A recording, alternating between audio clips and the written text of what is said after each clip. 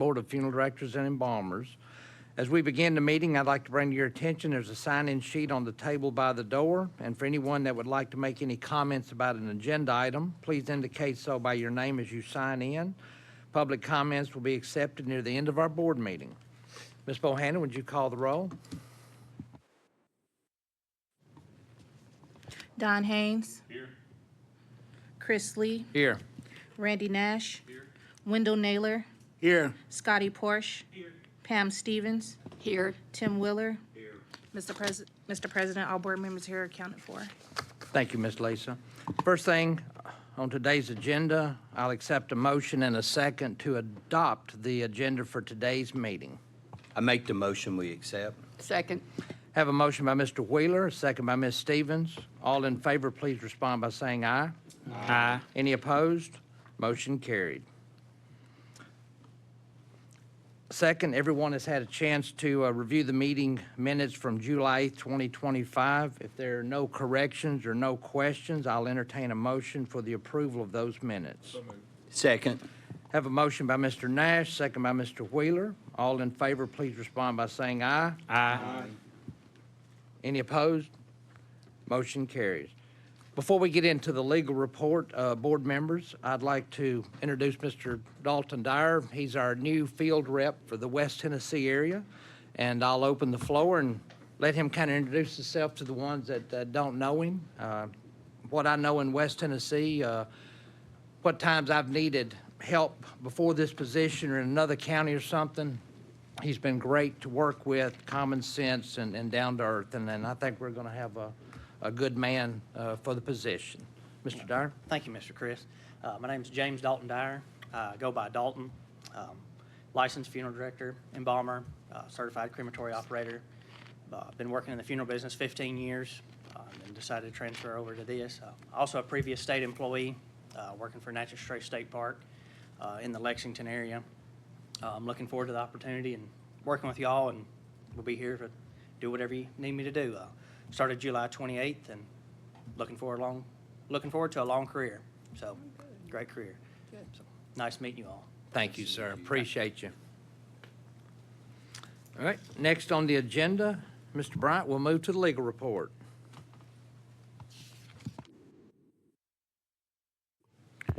Good morning, board members. First complaint is complaint number 2025-027-931. This case was administratively opened following a routine inspection conducted on April 9, 2025. During the course of the routine inspection, the inspector observed the following.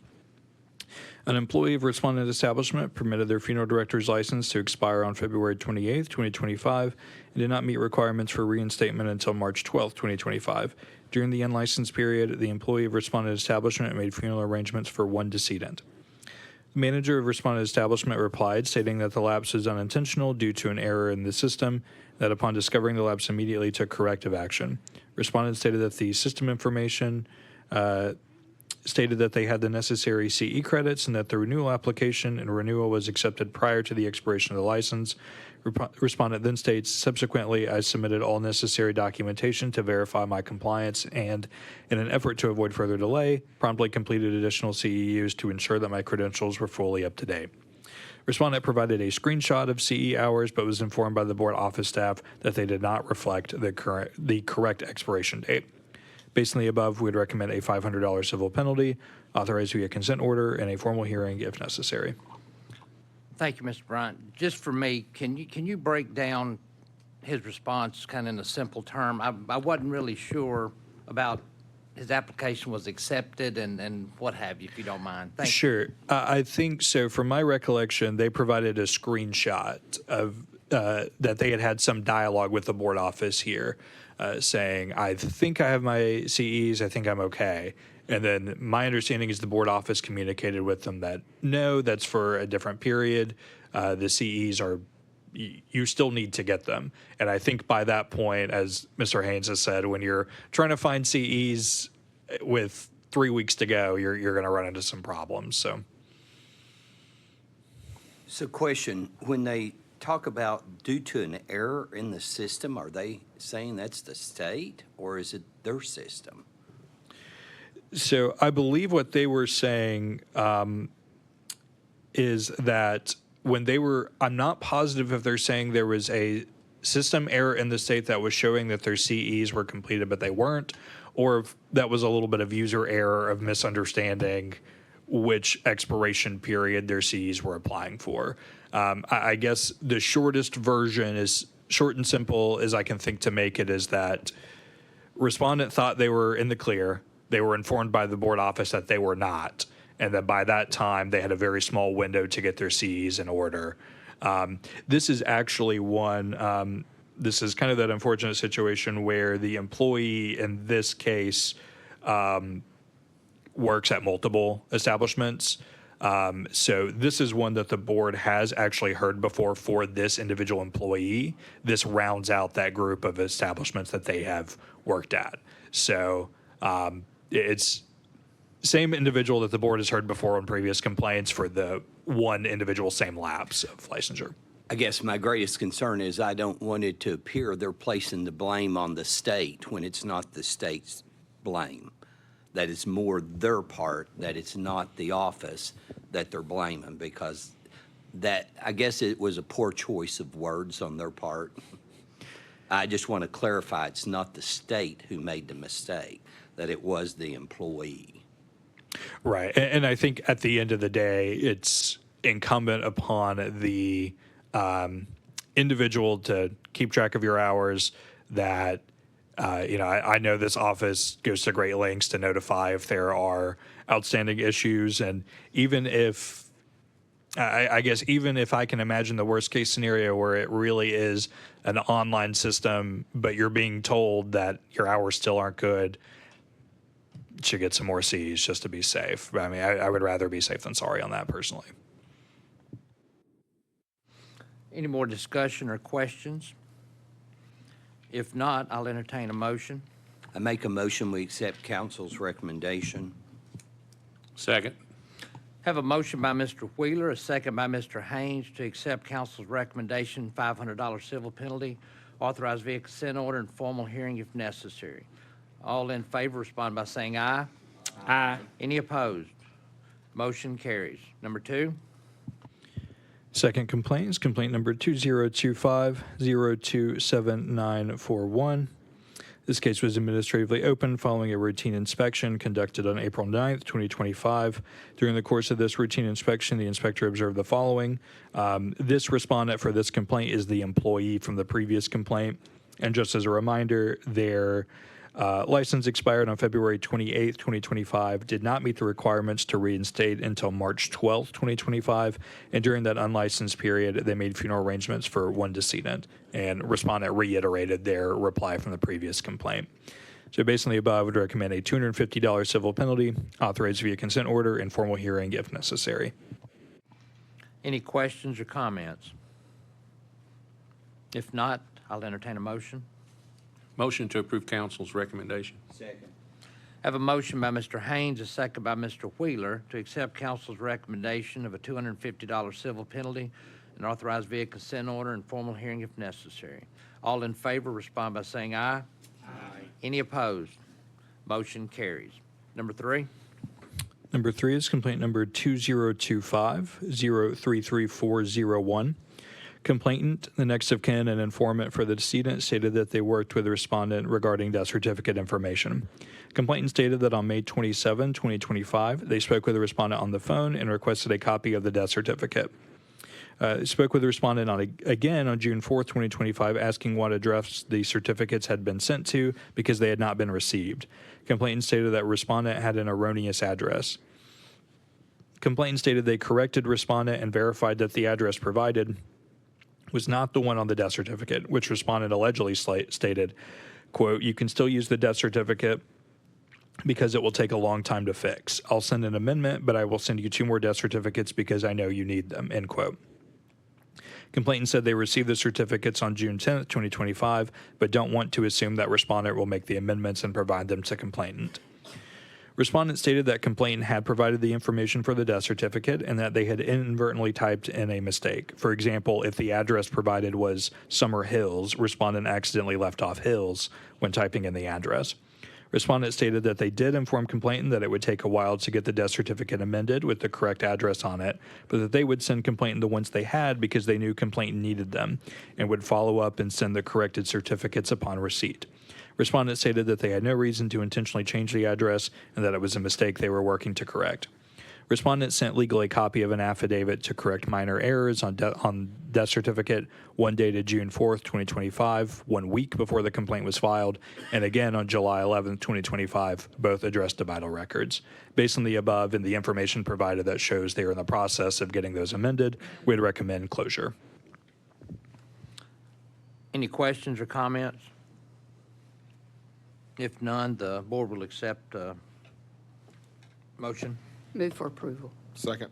Have a motion by Ms. Stevens, a second by Mr. Nash for the council's recommendation of closure. All in favor respond by saying aye. Aye. Any opposed? Motion carries. Number 4. Number 4 is complaint number 2025-037501. Legal presumes that this complaint was submitted by the same complainant from the previous complaint. However, complainant put the information for the previous respondent in the complainant field, and this respondent as the new respondent. However, legal cannot confirm that for certain, making this technically an anonymous complainant, but likely is the preceding complaint since the allegations are the same. The complainant stated only that on May 23rd, they discovered that the previous respondent completed the death certificate with an erroneous address. The anonymous complainant stated that they asked them to correct it and said that they should just use the one they sent them.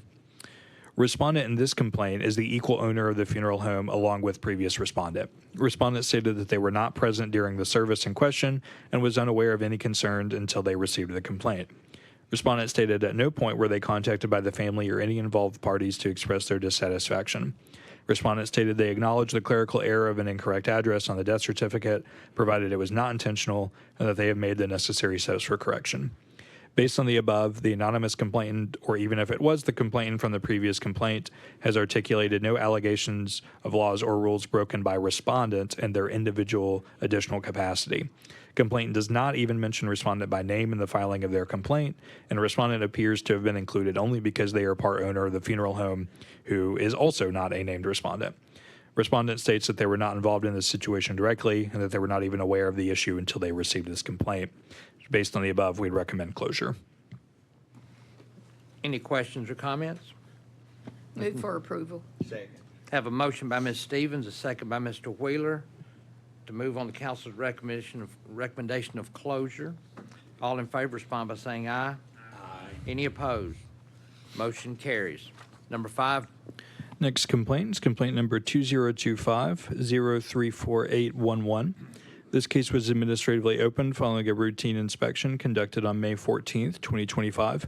During the course of this routine inspection, the inspector observed the following. Respondent's funeral establishment license expired on February 28th, 2025, and it was not renewed until April 11th, 2025. During the time of expired licensure, respondent funeral establishment conducted funeral, cremation arrangements, and services for 4 decedents. Likewise, respondent's pre-need seller registration expired on April 30th, 2025, and was not renewed at the time of the audit, which again was May 14th, 2025. No pre-need contracts had been sold or written during the time of invalid pre-need seller registration. However, respondent did offer to sell pre-need funerals as evidenced by their website. Respondent replied stating that they had failed to renew the establishment's license and pre-need registration on time. Respondent stated it was an oversight on their part and that both have now been renewed with the appropriate late fee having been paid. Based on the above, we'd recommend a $1,000 civil penalty, authorized via consent order and formal hearing if necessary. Any questions or comments? If not, the chair will entertain a motion. Second. Have a motion by Mr. Nash and a second by Mr. Wheeler to accept council's recommendation of a $1,000 civil penalty, authorized via consent order and formal hearing if necessary. All in favor, please respond by saying aye. Aye. Any opposed? Motion carries. Number 6. Next complaint is complaint number 2025-035001. Complainant, a former employee of respondent establishment, alleged that respondent had aided and abetted unlicensed activity. Respondent stated they previously worked as a funeral assistant. Complainant stated respondent is operated by 2 individuals, one a licensed funeral director, the other a funeral apprentice. Complainant alleges that at times they were instructed to forge the signature of the funeral director on legal documents and that they were led to believe this was acceptable due to verbal authorization. Complainant stated after researching applicable laws and rules, they now understand that this is not legal. Complainant also stated that they were directed to discuss pricing and complete at-need arrangements with families, including services without a licensed funeral director present. Complainant claims they were told this was permissible because pricing was publicly posted on a respondent's website, and the owner stated this was a loophole. Complainant stated they were eventually directed to perform a full arrangement conference without a licensed funeral director present. Furthermore, complainant stated that the apprentice routinely performed licensed activity without the funeral director present. Complainant stated that from their perspective, this appeared to be a daily occurrence. This case was sent for investigation. In addition to speaking to complainant, who reiterated the information in their complaint, the investigators spoke both to the apprentice and licensed funeral director. First, the apprentice stated that the only time they had ever made cremation arrangements with the family was under the direct supervision of the licensed funeral director. Regarding one of complainant's specific accounts of making arrangements, the apprentice stated that due to purchasing a new removal van, both he and the licensed director were not present at the establishment, and that the family was scheduled to arrive at the establishment to provide payment and additional information. The apprentice director stated the family had already made cremation arrangements on May 19, 2025, and that the complainant was instructed to only receive payment and obtain the additional information. The apprentice stated that complainant was not permitted to make arrangements with families and was instructed to transfer those calls to a licensed funeral director. Though the apprentice did state that complainant could provide family prices that are reflected on the establishment's website.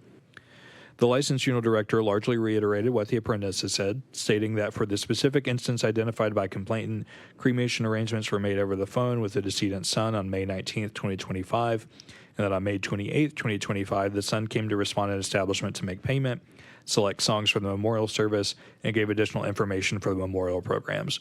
The director denied that complainant made funeral arrangements with any families while employed by respondent establishment. The director stated that complainant was allowed to quote prices over the phone because respondent posted prices on their website, but that ultimately complainant was required to transfer all calls concerning arrangements to him directly.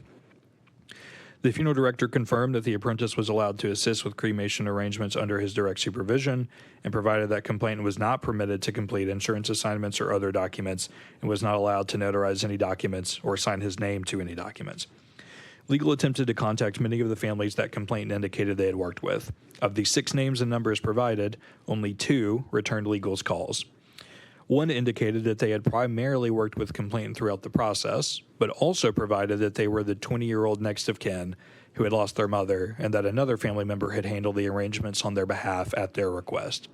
This individual did not provide further information as to whether their cousin, the family member who handled the arrangements, had worked with complainant only, despite multiple attempts from legal to obtain that information. The second individual emphatically stated that complainant only handled clerical work. In legal's view, the crux of this matter appears to be the definition of funeral arrangements. Based on the evidence obtained, it appears complainant is using a broad definition of making funeral arrangements, which includes collecting payment information, filling in gaps of contact information on death certificates, and other clerical work. In legal's opinion, this does not rise to the level of making funeral arrangements. In an additional conversation with legal, respondent emphatically stated that complainant never handled duties that required licensure and that their work was only clerical in nature, and that complainant never met with families because with only a few months' experience, they didn't trust the employee to do so. Additionally, respondent also shared that they and complainant at times butted heads based on their work styles and preferences. While respondent never stated that it was any serious disagreement, they stated it, after a few months it was clear their work styles did not mesh. Regarding the allegation of forged signatures, legal obtained the entire file for several clients to compare respondent's signature and printed name on their affidavit. Many of the signatures appeared to be consistent. However, there were a few that gave legal pause as to whether they were consistent or not. But in short, the inconsistency in signature, while enough to warrant giving pause, was not clear enough indication of inconsistency or clear enough to say for certain that a rule or statutory violation occurred. Based on the above, it appears that complainant is using a broad definition to entail funeral arrangements. No family corroborated that complainant had engaged in unlicensed activity at the direction of respondent. It is unclear whether complainant is a disgruntled employee or truly believed that they had been instructed to perform licensed activity, but the evidence does not support that assertion. Regarding the alleged forging of signatures, again, many of the signatures appear consistent with the funeral director's handwriting. In the few instances where there appears to be an inconsistency, it is not inconsistent enough to be a clear forgery, and thus legal does not recommend the finding of any violation. So based on the above, we'd recommend closure. Any questions or comments? If not, Chair will enter. got I'm one sorry, quick you say question. something? Yes, sir. Is this complainant still employed there, or was this a disgruntled employee, basically? They are no longer employed there. I make a motion to accept. Have a motion by Mr. Nash, a second by Mr. Naylor to accept council's recommendation of closure. All in favor, respond by saying aye. Aye. Any opposed? Motion carried. Number It is 7. unclear whether complainant is a disgruntled.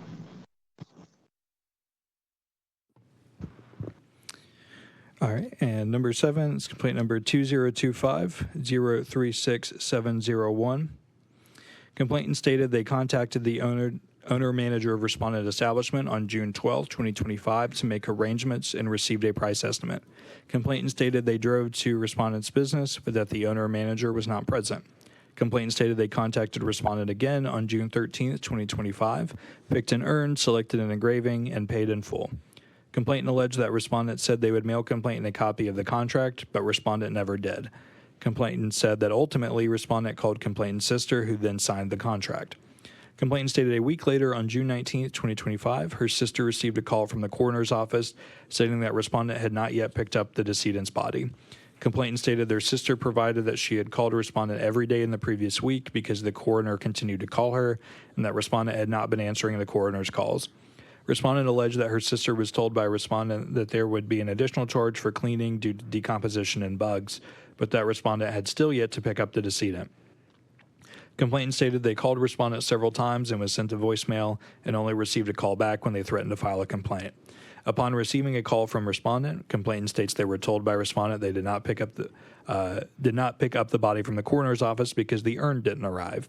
Complainant questions why it was not expedited, and that the urn only arrived after complainant stated respondent had 24 hours to get the urn. Complainant stated that ultimately they received the cremains on June 25th, 2025, 2 weeks after the decedent's passing. Complainant provided additional information stating that they only received the email they were supposed to receive on June 13th, 2025, containing the contract on July 15th, 2025, a month and 4 days after the decedent passed and 2 weeks after cremation. Based on information provided, it does not appear that services proceeded without a contract. Complainant states that their sister signed the contract sometime around June 13th, but does speak to the delay on behalf of respondent. On July 28, 2025, legal still did not have a response from respondent and called to receive one. After discussing with the respondent, they stated that they would provide a response to be sent to legal later that day. The following day, after not receiving the response, respondent contacted legal and stated they would submit the response the next day, July 30th, 2025. Legal did not receive the response on July 30th, 2025, and as of today is yet to receive a response. I do have the rare last-second update. As of 4:03 p.m. yesterday, I received an emailed response from the respondent. I have done my best to review that this morning, but I have, just to be candid, I have not had sufficient time. I think the board has a few options here. I had recommended, based on all of this information previously read, a $2,000 civil penalty to authorize via consent order and formal hearing if necessary. I could do my best to distill the information in here to the board that doesn't give away any identifying information. I will be honest, that makes me a little nervous just because I don't want to mess up and provide information I shouldn't. I can say for certain the response was late. This board and I have talked about this before, that the way our complaint system works is you have a 2-week window to reply when you receive it, and that's before it ever gets to me. If you go past that window of 2 weeks, then it gets referred to me without a response. I do not have to do this, but I always reach out to them to try and get a response because I think it's important that the board have all information to make the right decision. So even with a response being received, technically speaking, it is a violation if you send a response in the 15th day. I never recommend that because I know funeral directors are busy and they have a million things going on. But when I guess we had a conversation about 2 weeks ago, and I hope to receive it before then, the afternoon before the board meeting is just not sufficient time. So I can say for 100% certainty, there is a violation for late response. Whether what is included in this response changes the information here or not, I'm not 100% certain since I haven't had sufficient time to examine it. So I guess with that, the board could either move forward with the recommendation we have here, or we could vote to table this one for the next meeting to where I have sufficient time to review. This is the board's decision, not mine, but I guess part of it is a little tricky when you've had this sufficient time to respond. And if, let's say, that email had come in this afternoon rather than yesterday afternoon, it would have proceeded with the information written here. So that's a lot of words from me just to say the board may decide to table it. You may decide to proceed. That's totally up to you all. I've got one question. The recommendation of the $2,000 civil penalty, is that for standalone not responding? Or is that the complaint and the not responding? Because you spoke to them personally almost 2 weeks ago and didn't get a response. I want you to have time to review this case as far as right or wrong on the alleged violation. But if the $2,000 is for a late response, I mean, they're late. I just want to kind of know your feeling on that. Sure. So the 2,000 was calculated as, because again, that's the other thing, that when you've got a case file and the complainant says A, B, and C happened and you don't have anything refuting it, kind of have to take this as true because I don't have any information to the contrary. So it was calculated as $1,000 civil penalty for failing to pick up the decedent from the coroner's office in a timely manner, $500 for failing to provide a copy of the contract because again, I know at some point from what complainant said that their sister signed the contract sometime around mid-June, around June 13th or so. But that ultimately the contract didn't make its way to the complainant until it appears late July, or wait, maybe mid-July. Don't want to get my dates mixed up here. Let's see. Yep, July 15th, 2025 is when they received a copy of the contract. So $500 for failing to provide that contract timely to the complainant, and then $500 for the late response. That's what I wanted to make sure of. So out of this entire penalty, 500 is for the late response. Correct. Just in my talking, gentlemen, this is not in the form of a motion. I think the late response is a late response. And then we maybe can table the rest so he can take that response and rehear the complaint part of it at a later date. But your thoughts? I personally would like to know the response before we make a ruling on that. So however I need to craft the motion, I'm glad to. I just need to know how we need to word it. So we tabling the whole thing till next time, or are we gonna find a guilty on the late response and then hear the complaint again? I think that it's. Hear the whole thing? I think it's the whole thing. Just yeah. make a motion that we table it so So I make a motion, we table this until our next board meeting. Second. Have a motion by Mr. Nash and a second by Mr. Naylor on complaint 2025036701 to table and allow the attorney to evaluate the response and represent this at a future meeting. All in favor respond by saying aye. Aye. Any opposed? No. One no. The ayes have it. Motion carried. And I will say I've gotten some late ones before, but I think the afternoon before is that's a first for me. So thank you for working through that one with me. But that concludes the legal report. And let me explain to the board why I said no is because had we dealt with it, the respondent does have the channels to appeal. And to me, there was a direct violation. It's very evident, and so I felt to move on. I just wanted to explain my position. Any more comments? Thank you, Mr. Bryant. Mr. Gribble, we will now hear the Executive Director's report. Thank you, Mr. President. Good morning, board members. One thing I wanted to mention was the easiest way, and this is for the benefit of those that might be watching the meeting at a later time, the licensees.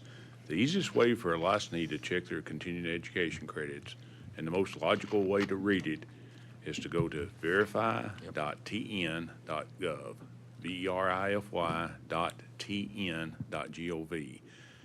Put in your own license number or your own license name, and then that will bring up a document that you can see how your CE is reported. It's very logical how you can see whether it's in person qualifying or not. And it's much better to do it that way and much clearer to the licensee than it is going through the core system and trying to figure out exactly what's Where acceptable. Core has it listed, Verify has it in order by you took it and what you have during your current certification period. It's very easy to look at. Correct. And of course, like Mr. Bryant said, it's the licensee's responsibility to keep up with their own CE, but I realize at times we all need verification as to what we're thinking. So that's a good way to get the verification is by using the verify.tn.gov. As far as the other parts of the director's report, the license issues, this is a report of licenses administratively approved by the executive director pursuant to board authority for the period of July 2, 2025 through August 8, 2025. Closed establishments, we had one establishment since the last board meeting. It's been recorded as closing. It's Costner, Malloy, and Brown Funeral Home, 338 Main Street in Newport, Tennessee. As far as disciplinary action report, this is a report of consent orders that have been administratively accepted and approved by the executive director pursuant to board authority and as reported on the June 2025 regulatory board disciplinary action report. There's a list of the respondents, their location, their violation, and then the action regarding the civil penalty. As far as complaints, as of August 6th, there were a total of 61 complaints open with the board, 38 of those between funeral director and embalmers, and 23 with establishments. That concludes my report. I'll be glad to answer any questions you might have. We have any questions or comments for the executive director's report or Mr. Gribble? Mr. Gribble, I know you give us the complaint numbers at each meeting. Do you ever separate how many are expired license complaints that we hear so many of? Or do you keep any kind of just track of that at all? I don't have an exact number. It's been a high percentage though. And I anticipate once we get through the 2-year licensing time from the law change where it required a difference in a revision in the in-person qualifying hours, I assume those complaints are going to go down drastically. I can't imagine as much as the board has talked about it, as much as we've talked about it in outreach and associations are talking about it, unless it's someone that's just not attending or listening, then, and we've sent out a couple of communications about that. So hopefully the people who are not renewing their licenses on time, that will decrease. And as this board and Mr. Bryan have said many times, for the benefit of those that might be listening, if the Corps says it's an expired grace, then that license is expired. That simply means they have 90 days to meet the requirements to reinstate or renew that license. But as far as their ability to practice for whatever the license issued, that ended on the expiration date of the license. Yes. So any practice is in violation. Thank you that was just something I thought of. And also, I think that it's worth mentioning, if I'm correct, these meetings, if someone comes and attends, is an in-person hour. Is that correct still? Yes, if someone wanted to attend, it would be an in-person 1 hour of, I know it's only one, but one's better than none. So if people, maybe somebody's short an hour or something, today's a shorter day, but sometimes they're not short. well, and also they could attend virtually. I mean, Okay. because they hear what you say. Sure. At the end, they have an opportunity to comment if it's on the agenda item. So I think. didn't think about that, sure. I mean, that would be up to the board to make that final determination, but administratively, I think they would qualify for an in-person hour if they, if they Yeah. attended. And Mr. Bryant, we might want to make sure we're okay with that, but I do know if they show up in person, they get one credit, one of their hours of credit for coming. And they just need to let us know that they're attending for that purpose, because we don't always know the people that are here if they're attending for that purpose Sure. or other purposes, but we'll be glad to see that they get the credit for it. Thank you, Mr. Gribble. Any other, I'm sorry. I'm sorry, I make a motion to approve. Have a motion by Mr. Nash. Do we have a second? Second. Second by Mr. Haynes to approve the executive director's report. All in favor respond by saying aye. Aye. Any opposed? Motion carries. Thank you, Mr. Gribble. Do we have any applicants or individuals or establishments that are appearing today? There are none, Mr. President. All right, sir. Next thing we'll do is move on to new business, and I will turn it over to Mr. Gribble and/or Mr. Bryant. I will go first and speak some about the financial data for fiscal year 24-25, which would have ended June the 30th of 2025. Do that first. Obviously, you have read this justification information, but for the benefit of those that are listening, it's a justification for proposed license fee increases. This document outlines a justification for a proposed increase in license fees, which is essential for maintaining the integrity and effectiveness of a regulatory body. These fee adjustments are necessary to address rising operational costs, fund crucial technology upgrades, and ensure we continue to meet our statutory obligations with the highest standards of service. And we've broken it down to operational and cost of living increases. The board's fees have not been increased in over 23 years. During this period, the cost of services, supplies, and staffing has increased significantly due to inflation and market adjustments. The proposed fee increase will allow us to cover these rising costs, ensuring our ability to maintain consistent and timely service delivery without a decline in quality of service. Investment in technology and infrastructure. To provide a more efficient and user-friendly experience for licensees and the public, we need continued investment in new technology. The fee increase will directly fund the continuation of our modern electronic licensing system. This investment will assist in streamlining the application and renewal process, reducing processing times, and offering more interactions for all licensees, which will make the licensing system more accessible and user-friendly. The third item is enhancing regulatory oversight and services. A portion of the fee increase will solidify and strengthen the regulatory oversight, which is vital for protecting the public and maintaining professional standards. This includes continued funding for the effective and proactive inspections, robust complaint investigation capabilities, and educational resources for the licensees. This ensures the public's trust in the profession and supports licensed professionals in adhering to legal and regulatory standards. And the proposed action for you to think about is following a thorough review of our financial position and our needs over the next 5 fiscal years. We will be recommending an increase across different license categories. This adjustment is crucial to securing our ability to operate efficiently, invest in critical infrastructure, and continue to serve the public and the license community effectively for years to come. And then there are about 9 documents that we sent to you for you to review, and I don't intend to go over every one of those unless you have questions. But if you have questions, I'll be glad to but just an overview. The first document was the document I just read, the justification. The second document is the funeral budget closing for fiscal year 2024, and that is a 4-year comparison document. It goes back to ending 21, 22, 23, and 24. So this document would have ended June 30th, 2024, not June 30th, 2025.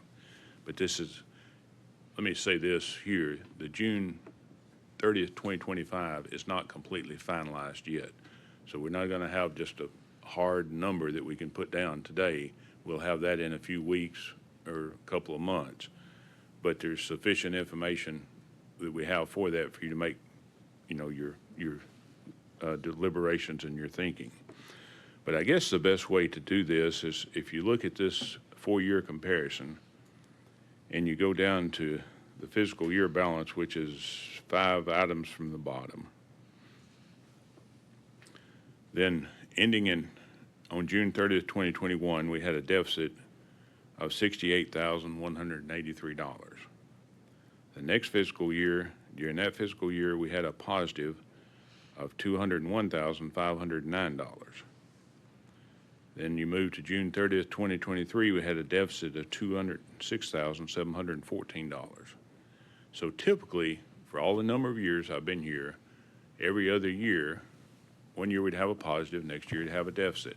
But we never had, for the last several years, we've never had 2 deficits that are back to back until we came to ending June 30th, 2024, and that was supposed to have been our good year, so to speak, and we had a deficit of $26,947.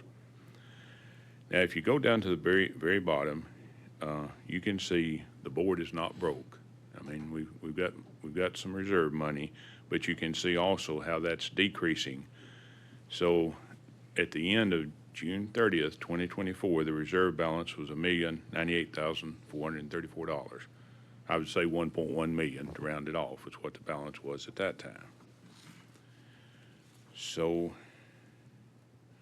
whenever we had this 2 years of consecutive deficits for 23 and 24, then in January of 25, Mr. Wheeler went with Mr. Bryant, Reed Witcher, the Assistant Commissioner for Regulatory Board, and myself to the Government Ops Committee before the legislature for a self-sufficiency hearing.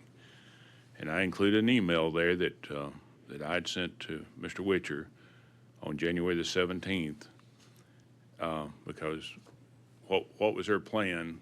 What were we going to say to Government Ops as to their situation? And again, you've read this, but for the benefit of those that might listen, the Board of Funeral Directors and Embalmers has experienced a deficit for the past 2 consecutive fiscal years, the first time this has happened in several years. The board alternates between a positive balance on even-numbered years and a negative balance on odd-numbered fiscal years, thus not typically having a net loss for 2 consecutive fiscal years. And then it goes into what those net losses were. And then our plan that we submitted to the Assistant Commissioner, and he may have modified minimally, but he said he agreed with the plan we submitted, so this is what we submitted.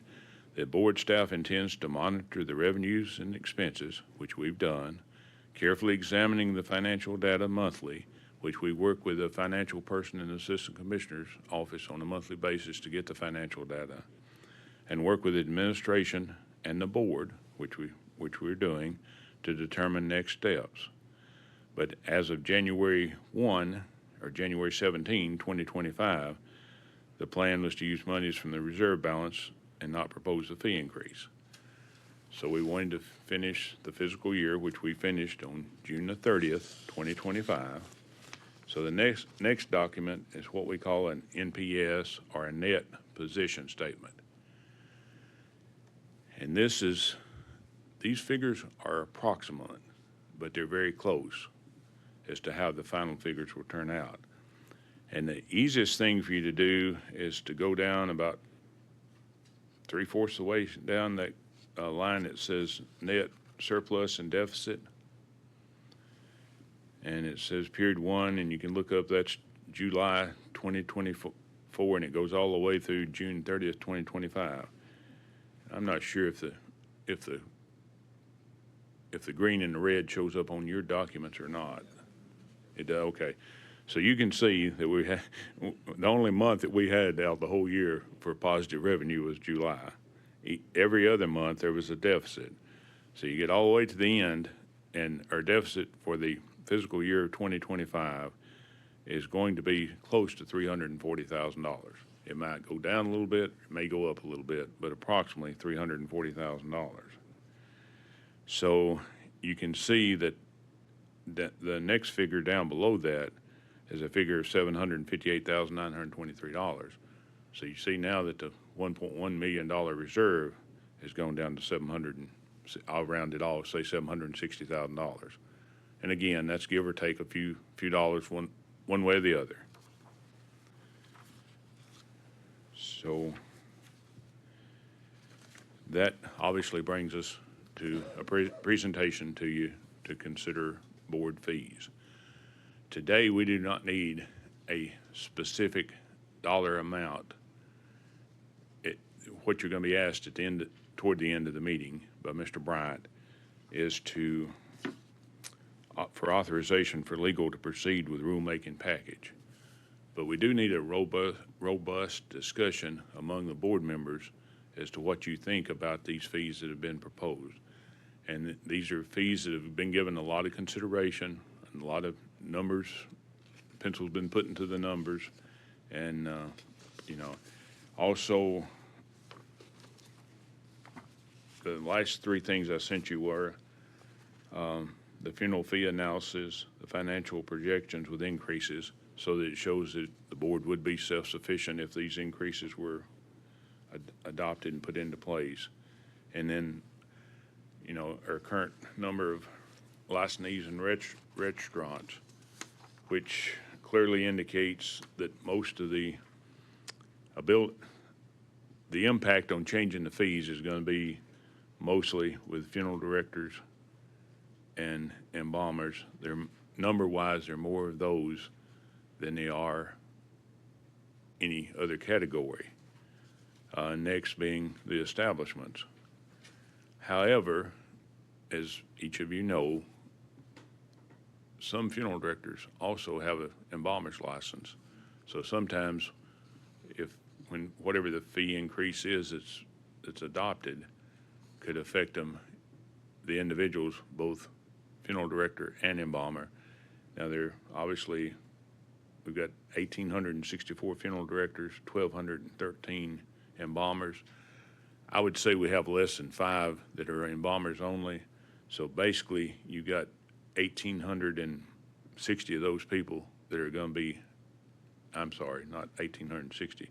Basically, you got 1,210 of those, 1,200, use round numbers, 1,200 of those people that are going to be affected by both license, which means we've got about 664 funeral director onlys that would only be affected by the increase in the funeral side.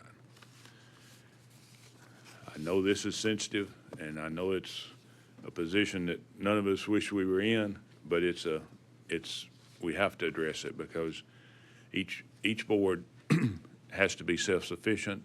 We don't get any taxpayer money. The fees to operate the office, operate the board, have to be totally from the licensees and the applications, and we must be self-sufficient. We can't continue on because we're already it's going to be necessary for us to go back to government ops because we've got this third year where we have a deficit. This $340,000 is not going to change to a positive, no way. So we're going to have to go back probably in January to government ops. So we need a concrete plan to address it. And Mr. Bryant can talk about this, but that plan needs to be one that's acceptable all the way through and meets all those thresholds, because anytime you have rulemaking, you have the board, you have administration, you have the Attorney General's office, Governor's office, and then lastly, whatever has been approved and gone through all that process, we go to government ops to present it, and they have the ability to make changes or to stop. So we want to go with we want to go with a good plan that everybody can accept, that does what we need to do, that hopefully will be passed by all those people and all those processes.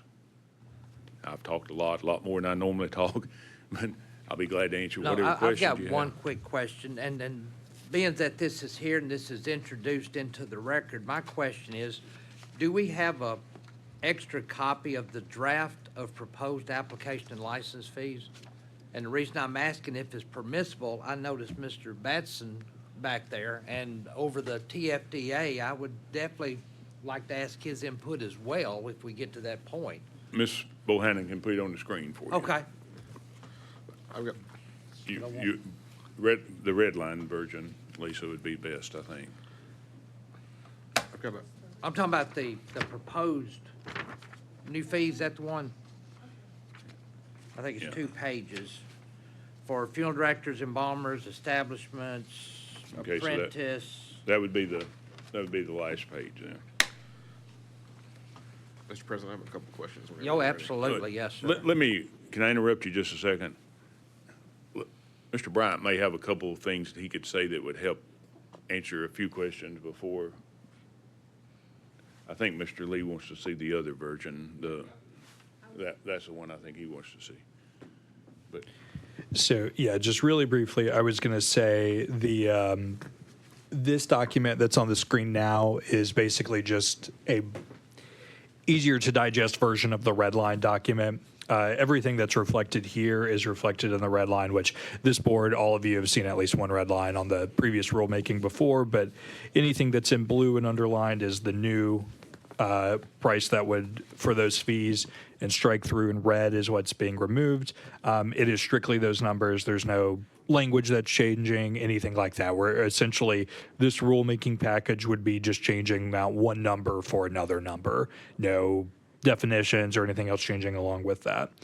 I do know, looking at this, it's a lot to digest and it's a lot to put on the radar, but I think the main thing I want to stress is what the board's role here is today is not only to get your input, because that's really important and really valuable, but this is step one of a 20 some odd step process. So what I don't want the board to walk away from today thinking that, okay, we gave the thumbs up or we gave the thumbs down and it's out of our hands and we're never going to see that again. That is definitely not the case. You'll have a rulemaking hearing once it gets to that stage at that point. And as Mr. Gribble alluded to, I think the worst case scenario is rulemaking is a very robust process with a lot of steps. The very last step, essentially other than publishing the rule update and it going final, is GovOps. And if I've seen it before, you get all the way to GovOps, step 19 out of 20, and they say, no, it's not good enough, start over. And that's, I think, the worst case we definitely want to avoid.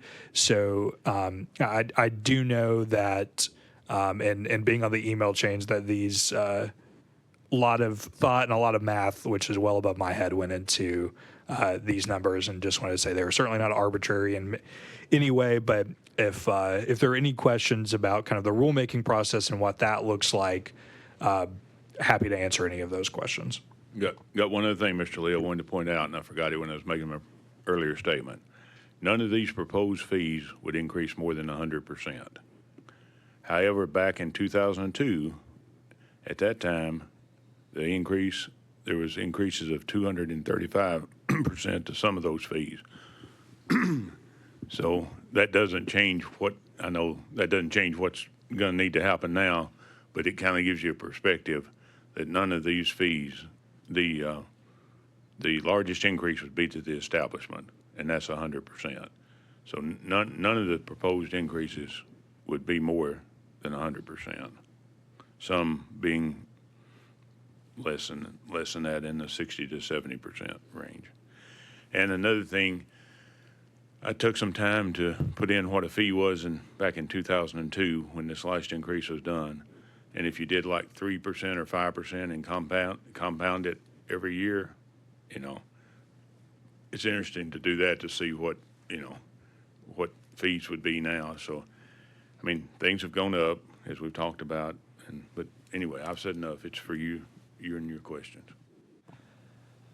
again, and I guess it's been nice holding it at what it's been, and I guess you could have added a little bit every year when it's not needed, and I think the shock of how much is needed now is kind of gonna have to be what sets in. But any questions or Okay. comments, Mr. Nash? I think you had one to start Sorry. with. I'm always the one with the questions, so I apologize in advance. And being the nerd that I am, I printed all this off and looked through it because math's not my strong suit, so I have to get out and really dig into it, to be honest with you. And I left my copies with my notes on it and on my desk. So here we are with that. So am I remembering this right, Mr. Gribble? That I don't remember what year it was. I was trying to find it. Didn't we have a decrease in fees a few years back? Yes, during this time, there's been 2 decreases in fees. The first one was to help those people who were entering funeral service, and there might have been other decreases, but I vividly remember that apprentices were decreased from $75 for apprentice funeral director, apprentice embalmer, and a student to $50, so that someone registering there would save that money. And then the last increase came to help the individual funeral directors and individual embalmers. And that fee used to be $275 every renewal period, and it was decreased from $275 to $235. So the board over the years has tried to be very, very good and make adjustments. These last, I was just so disappointed that we ended that year with $27,000, because that was the first time that it really, but then you can see how much more, though, it mushroomed after that, because another thing, and it's all been good things, but, salaries change. If you get good people and if you retain good people, you got to pay people. Otherwise, they may come, but they'll go. And then, So it's, yes, to answer your question, there have been 2 decreases over the period of time and no increase. Now, there was the removal service came on, so that was a new fee, Sure. but it wasn't a increase. It was just a new fee, An and added it's not fee, been changed right. since it was put in place. and this is where I wish I had what I had written down at work. Because in a deficit of, so last fiscal year, $27,000, call it. And the year prior was a big jump from the 2 previous years when there was a deficit, 60. So 2021, 68. Then you get 2023. So I mean, the expenses have obviously increased considerably. And there's certain years, like I noticed from fiscal year 21, 22 to 22, 23, the legal fees went from 60,000 to 103,000. And then for the next year to 111. So are those increases like that? Is that just due to what, as far as number of complaints and things that legal's having to do? When was that? When was that hearing? Now I'm looking at the 4-year comparison, not this year's. Well, the complaint numbers may have increased, but also for years, the state had a problem retaining attorneys. Yes, sir. And we have a new employee that started just a few weeks ago, and then we had another new employee that started today in burial services, and Mr. Bryant and I met with both of them on their second day each time. And what I told Mr. Dyer and Mr. Renault, our new employee for burial services, we're fortunate that this person over here has been with us for 3 years. Right. He has stayed the course. He knows the funeral laws. He knows the funeral rules, and he's built a rapport with the board. And there have been times when I've sat in this seat, and the person that sat in that seat would change maybe 3 or 4 times a year. Sure. I remember that. And a lot of that was because they weren't paid to stay. Funny story that I'll never forget. We had an attorney who had been here for 1 year, and he was so proud of himself that he'd been here for a year, and we were proud he'd been here for a year. David Murphy was the president of the board. The attorney sat here and said, "Mr. President, I want you to know today I've been here for 1 year." David Murphy never looked up. He was looking down, he never looked up, just kind of looked over his glasses. And he said, if you were worth your salt, you would be somewhere else. Which really could, now that's been many, many years ago. So what I say today, and I look at these fees and I look at, but if you look at all of our legal fees and divide them, we get a report each month now how many hours legal puts in. So if you take the fees and divide it by the number of hours, we're paying $159 and something for legal services. That includes the attorney, the paralegal, the other people, and we're not allowed to do this, but even what I'm trying to say is, even in the market today, what kind of legal representation are you going to obtain for $160 an hour That was, so you had. in the public area? That was one of my next questions. I figured you would So, answer for me. and I think everyone knows this, but we do have chargebacks, costbacks, chargebacks, whatever word you want to use. They come from administration, they come from legal. They also come from centralized complaints, they come from the customer service center and also the revenue processing center. So we have all those costbacks. And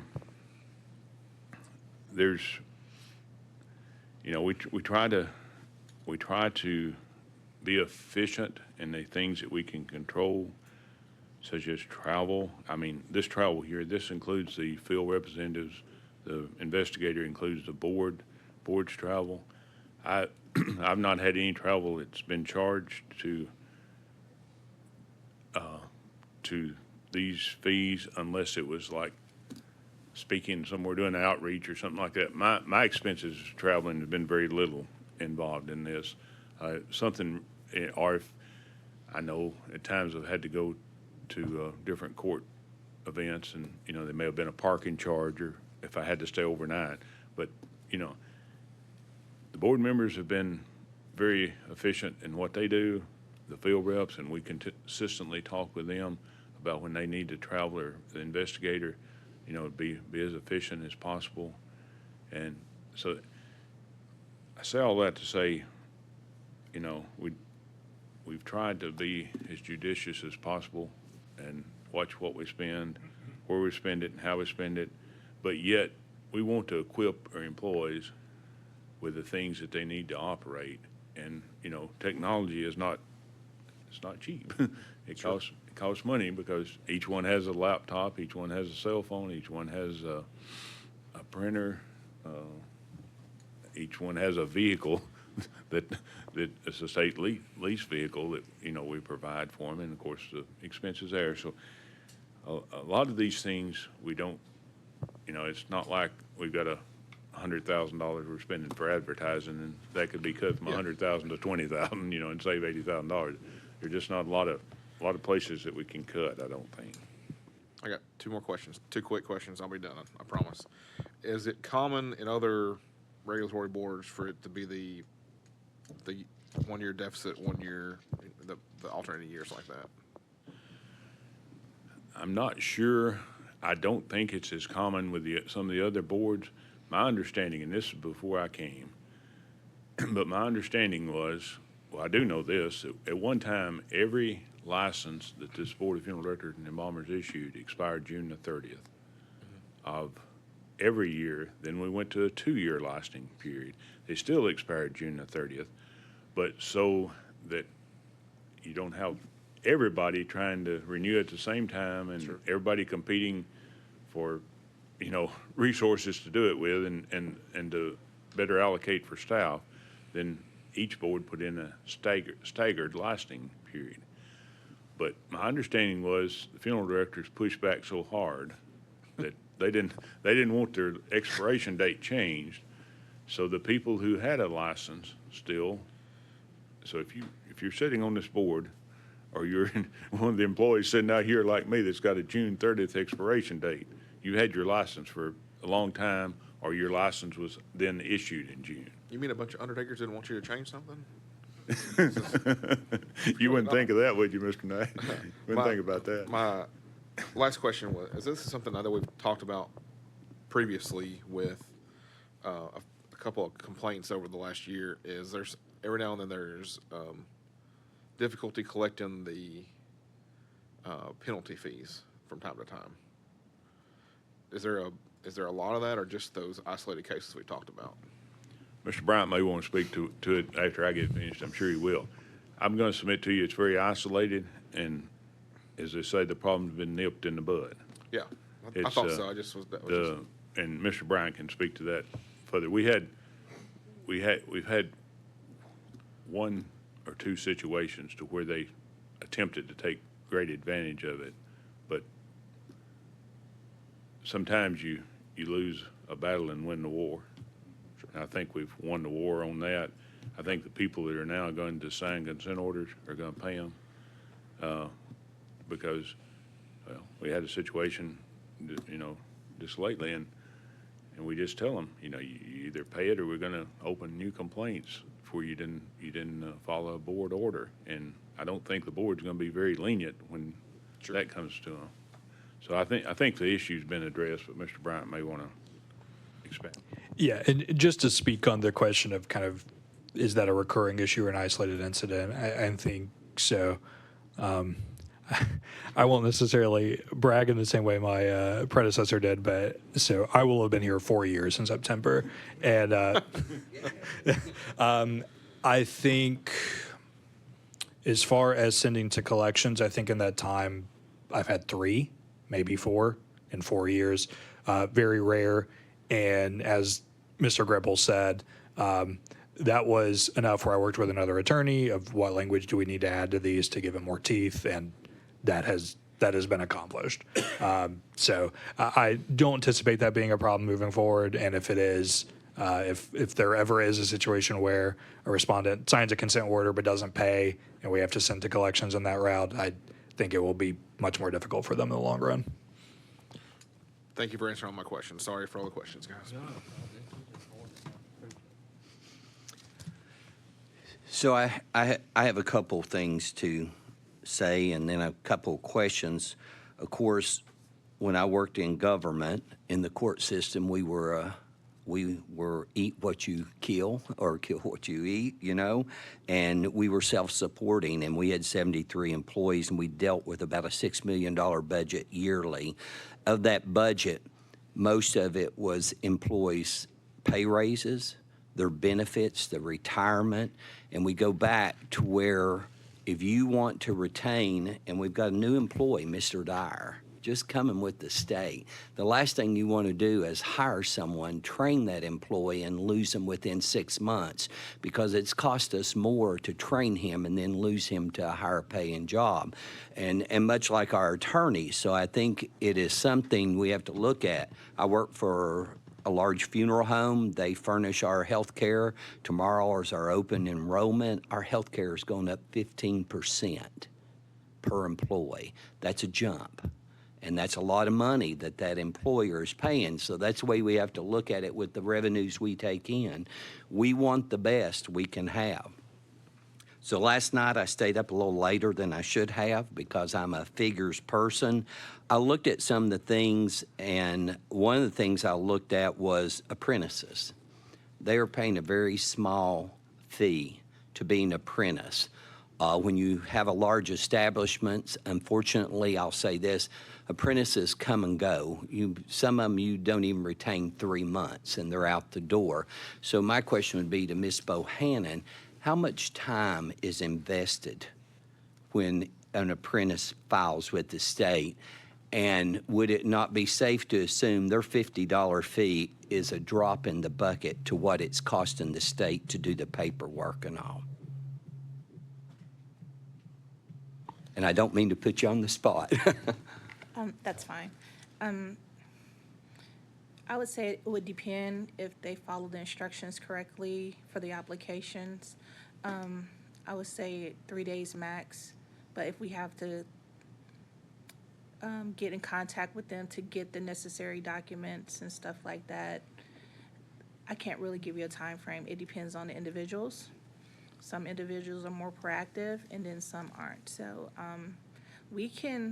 it could be a while, and we can use a lot of resources trying to reach out, email, And I feel like we do a good job as communicating with them and follow-up reminders and stuff like that. So, I mean, it depends on the person. But it's safe to say more than $50 is invested with the state employees' time.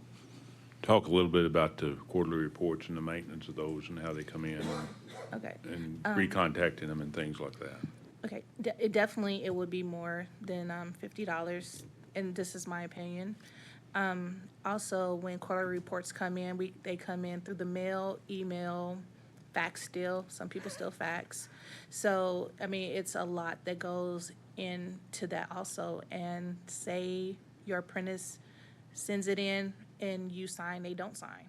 Now we got to try to figure out, so we do put a lot of resources into making sure that we get the proper paperwork, because we don't want anybody not to get credit for what they've done, Yes, ma'am. so, and it's time consuming. So I looked at that. I felt, and this is just my personal opinion to the board and those present and those listening, that a $50 fee is very small. So in looking at figures, I felt that's something that probably could be doubled to a $100 fee. I also looked at the funeral director embalmers that going up to $435. I'm fortunate. I work for an establishment that pays my licensing fee, but a lot of establishments don't. That does fall on an individual employee to do that. And I looked at that and I thought, someone coming fresh out of college, mortuary school, just getting licensed, if a funeral director embalmer, that fee of $435 each, that's a lot of money for an individual to put out of pocket, especially if they've got a loan or something like that. So I was thinking and running the figures, I thought maybe $375. And again, this is all just a suggestion for the board to think about. Nothing per se, but that would alleviate or help that licensing person that is having to pay out of pocket. A lot of our new licensed people are young, they're married, they have families. That's a lot of money to come out of pocket. So that made me think. The establishment license, I felt doubling it was fine. Because they are in it, they're making money, so they would have the resources more so than that individual employee or apprentice. So that's just a few of mine, but we are in an age that healthcare is increasing at a rate that's almost alarming. No one wants to work without health care. No one wants to work without retirement. And those are the things. Again, I go back, I look at Mr. Dyer, new employee. I don't know how old you are, but it'd be nice to see you retire with 40 years of experience and stay with the state of Tennessee. It's nice to see Mr. Bryant's got 4 years with us, and I hope he has 10 times that. And all, because to find someone, and for those of us who was in the legal side of things, anyone who knows if you want a good attorney, and I'm just speaking about the Knoxville area, is $500 an hour. That's a going rate for just the attorney. So those are the things we've got to put in perspective, I feel. No one likes a rate increase at all. But to go over 23 years and have 2 decreases in that 23 years, I think that's something for those people who have sat in these seats before us and to the administration of the board, that they've done a very good job. We've reached a point, though, unfortunately, something has to be done. I will say this, in going to government ops with Troy and Robert, it was an extremely eye-opening experience for me. There were several of the regulatory boards there that had over $1 million deficit, and government ops was not liking any of that. And they're very straightforward. And the last thing I think we want to do, like Troy and Mr. Gribble said, is to go before government ops and go through all these hoops, and the government ops says, no, that's too much of an increase, or we don't like it. You need to go back to the drawing table. There, it will put a lot of pressure in getting things done. So what I mentioned is just food for thought. Like Mr. Gribble and Mr. Bryant said, nothing has to be decided today, but I did set up and run figures and stuff like that. And I felt that would help right the ship and get it back on course, and at the same time be able to retain those employees that are doing a great job for this board. Ms. Stevens stepped out for just a minute, so we're not going to do anything that would require everybody to be here, but until she gets back, Mr. Wheeler, you can look at the asterisks in my book. Everything that he just stated was my personal concerns. I thought the apprentice program could be higher compared to what I have paid in in the last month with getting Joseph in a college and getting his apprenticeship done. The state was a piece of cake. So, but we are blessed enough to where we pay the renewal on our employee's license. But for somebody that has to do an embalmer and funeral director's license on their own, that's a house payment or a car payment. And that's my only consideration is the individual renewer for funeral director and embalmer. And I know we have cut the fees, hadn't had to raise them in 20-plus years, and it's just part of life. We in our business have had to raise fees. We are incurring new costs from third-party vendors that we haven't, or we used to be able to eat, and but it's the way of the world now. We definitely understand. We want the board to be self-sufficient, but those three areas was just something I hope we could work around. So once again, that's my concurrence with what Mr. Wheeler just brought up. And again, mine is not, I'm not asking for a vote or anything. I'm just wanting, go back, run your numbers, see what you all think. We'll come back. There'll be a point we have to decide and vote on this because there are rulemaking and hearings and everything that have to be done. And the last one you don't want to do is put Mr. Bryant on short notice that, okay, we're ready to move, and he has just a small window. Because I will say this, when you go before the government ops, you better have your ducks in a row. So I know you're going to talk about this in a minute, and we're waiting for Ms. Stevens to get back. So we'll do a rulemaking hearing within the next few months, I'm guessing, a month or two. Yes. So I think there is a hope that basically these can get put in place prior to the next fiscal year. It's tricky because rulemaking includes so many steps with different agencies that all have their own things going on, and but a goal worth pursuing, definitely. So the board will essentially have, I would say, two opportunities to take a look at these before they move on. One, I would say probably about step 6 or 7 of the process, where essentially goes through internal review. Do these look good? Is there anything we need to change? Anything like that? So the board will have one additional opportunity, which I'm, well, again, don't want to say a target specifically, but as soon as possible. And then following that review, a rulemaking hearing as well. So essentially, the board has two there are 2 steps in that 20-step process after this one, where you all will have an opportunity to look at things and things like that. And of course, at any board meeting, if you have questions for me, I'm happy to answer those as well. It doesn't even have to be the board's turn at that step in the process for you to ask questions or anything like that. How soon would it, so once we do the hearing, how soon would it go before government ops? So let's see, so once it finishes internal review, you send it to the Secretary of State's office, and you have to set your rulemaking hearing 52 days out from that day to give public time to make comment, things like that. So from rulemaking hearing, we generally do another quick internal review that does not take very long, and then it goes to the AG's office. The AG's, I believe, generally has, I don't want to misstate, but it's somewhere in the neighborhood of 30 to 40 some odd days, give or take a week or so, to review. Sometimes, depending on their schedule, that may end up being a little longer. We hope it gets to government ops, which is the last step in that process, Ideally, a few months after rulemaking hearing, but that can vary depending on kind of the AG's step in the process. Especially so the AG is looking at it for purposes of constitutionality specifically. Sure. It's within the board's purview to raise fees, but they may have, if they have questions that I don't anticipate or anything to that degree, it could take a little longer. But so long-winded way to say,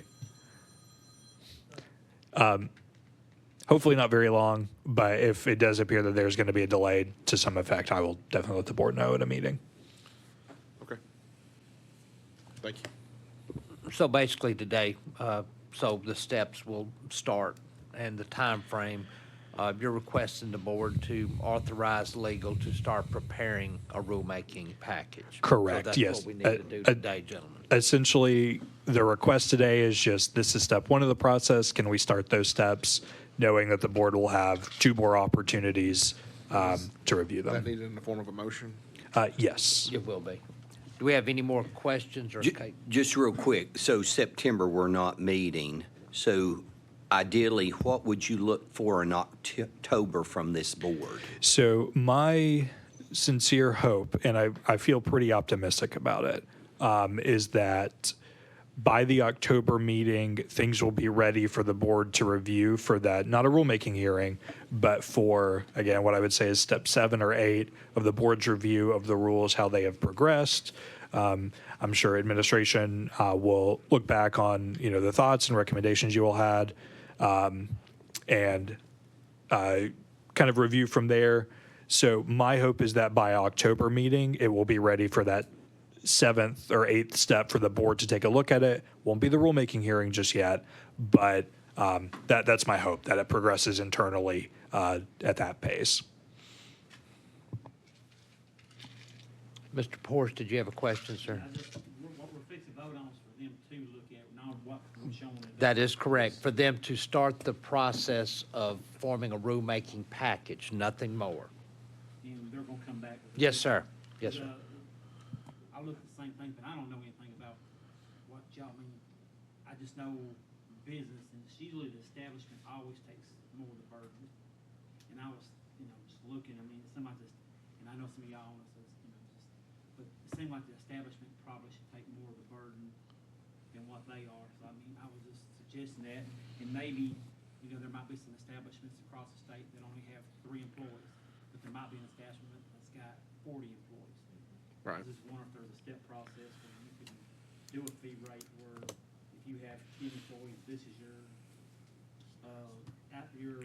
establishment price, and if you have 25, and then if you have 50 or more, which I don't know how many, but it seems like a bigger establishment should probably pay, because they're probably having more of the complaints, having more of the issues. I'm just assuming, I don't know, I'm just, what I'm asking. Thank you, Mr. Porter. As always, we appreciate a third-party view, and you've always been helpful.